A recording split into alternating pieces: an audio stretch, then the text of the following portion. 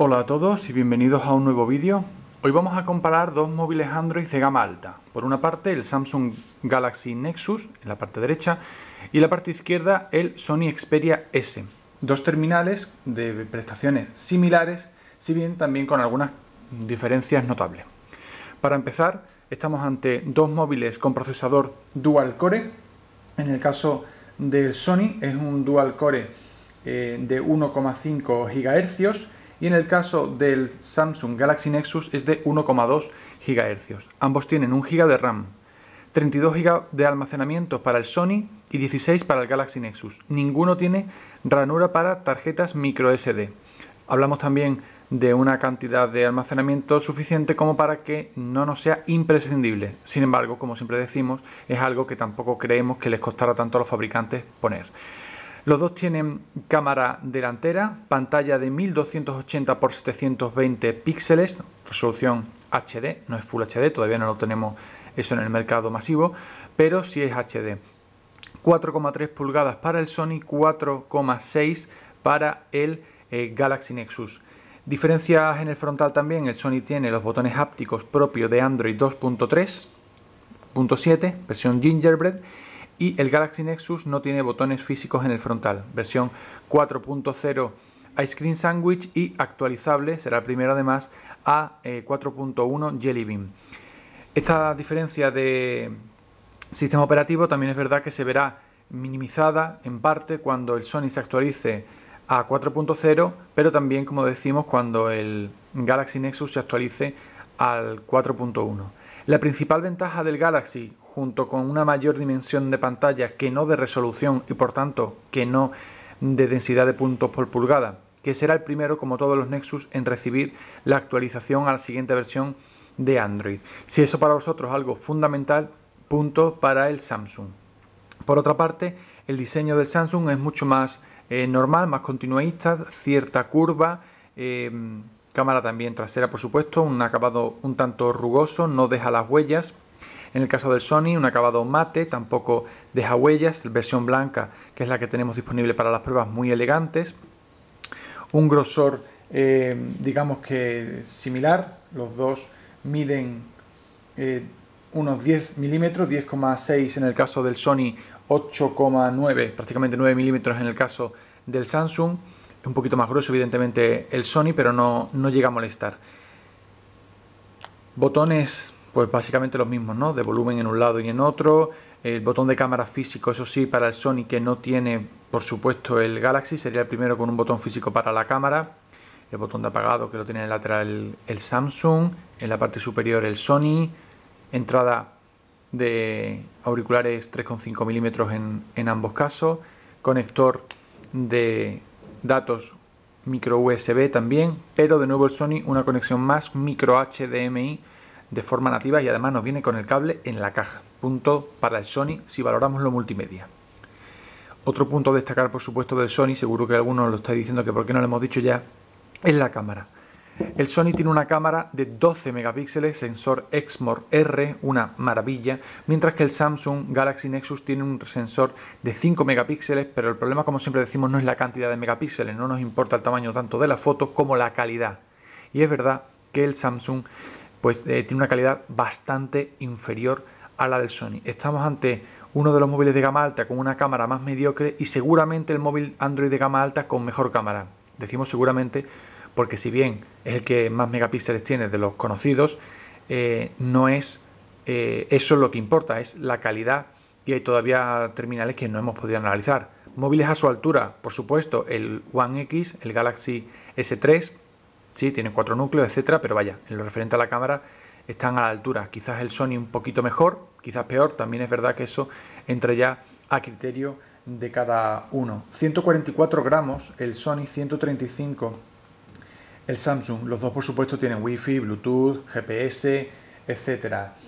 Decir que, por ejemplo, el Samsung tiene un recubrimiento oleofóbico en la parte de la pantalla, evidentemente, que hace que las huellas se le queden un poquito menos. Tampoco es algo que destaque, ¿no? Entramos ahora a comentar. Con respecto al software, pues vemos que para empezar es diferente. ¿Por qué? Por la versión, la 4.0 de Android, en la que vemos en la derecha en el Samsung, la 2.3.7, 404, 2.3.7, Gingerbread para el Sony. Ventaja: Samsung pues tiene aplicaciones preinstaladas las justas, es decir, Google Plus, Maps, Navigation y lo que viene de Android de serie. Sony pues preinstala muchas más cosas, Music Unlimited, Video Unlimited, Facebook, Twitter, Foursquare, etcétera. Podemos quitarla, pero ya tenemos que esforzarnos en quitarlo en vez de instalarlo si lo queremos. No obstante, para muchos usuarios será una ventaja no tener que estar pendiente de si tenemos que instalar esta aplicación u otra. Ya la tenemos integrado en la interfaz. Y es la interfaz otra de las diferencias. Timescape UI para Sony y, sin embargo, por supuesto, los Google Nexus no vienen con interfaz. Es una de las mayores ventajas a ojo de muchos desarrolladores. Con respecto a las cámaras, pues no ya por la calidad. La interfaz es notablemente diferente. Y eso que la de Ice Cream Sandwich ha mejorado mucho, ¿no? Pero tenemos aquí algunos valores, ¿no?, de la cámara del Samsung y de la cámara de Sony, que es notablemente mejor. No obstante, en Android también es verdad que llega un momento en el que usamos las aplicaciones típicas, por ejemplo Instagram, que la tenemos aquí instalada en el Samsung, Viñete también, Camera Paper, etcétera, ¿no?